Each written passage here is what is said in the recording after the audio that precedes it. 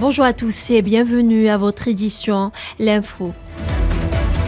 Le ministre algérien des Affaires étrangères, Ahmed Attaf, a été reçu mercredi par le président turc Recep Tayyip Erdogan, auquel il a transmis un message du président algérien Abdelmajid Tebboune, et ce, à l'entame de sa visite de travail qu'il effectue à Ankara, chargée par le chef de l'État algérien.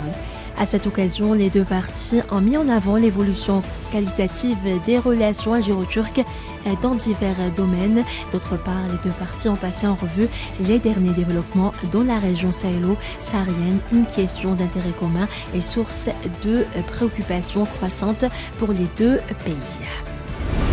Le général d'armée Saïd Chingriha, chef d'état-major de l'armée algérienne, a reçu mercredi un appel téléphonique du directeur de l'agence centrale de renseignement américaine, William Joseph Burns, a indiqué un communiqué du ministère de la Défense nationale.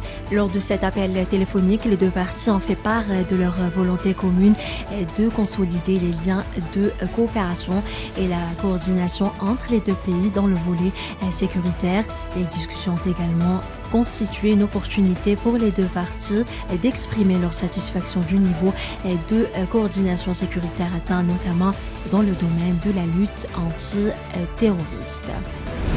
L'ancien président gabonais Ali Bongo Ondimba est libre de ses mouvements et peut se rendre à l'étranger compte tenu de son état de santé, a annoncé mercredi soir le général Brice Oligui Nguema.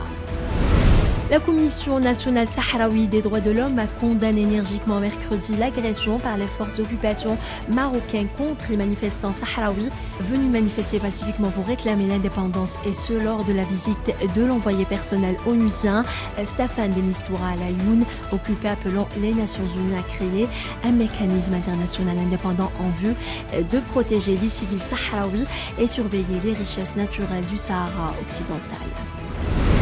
Environ 65% de la population n'a pas accès aux services de santé au Soudan en raison de la crise en cours depuis la mi-avril, a déclaré mercredi le directeur général de l'Organisation mondiale de la santé.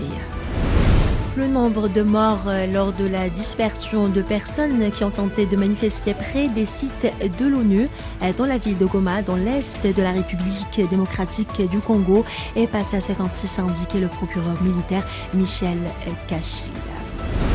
Le Conseil des droits de l'homme de l'ONU a indiqué hier que les attaques contre le Saint-Coran en Europe seraient discutées lors de sa 54e session prévue à partir du 11 septembre jusqu'au 13 octobre. 4 soldats pakistanais et 12 terroristes ont été tués mercredi lors d'un affrontement entre les forces de sécurité gouvernementales et des terroristes dans la province pakistanaise de Khyber, a annoncé l'armée pakistanaise dans un communiqué.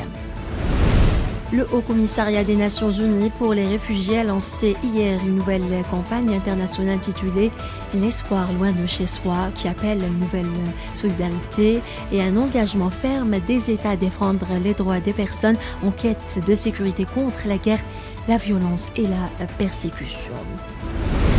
Les pluies torrentielles qui se sont abattues mardi en Bulgarie sur la côte de la mer Noire ont fait 4 morts et affecté des milliers de touristes, ont indiqué ce jeudi les autorités.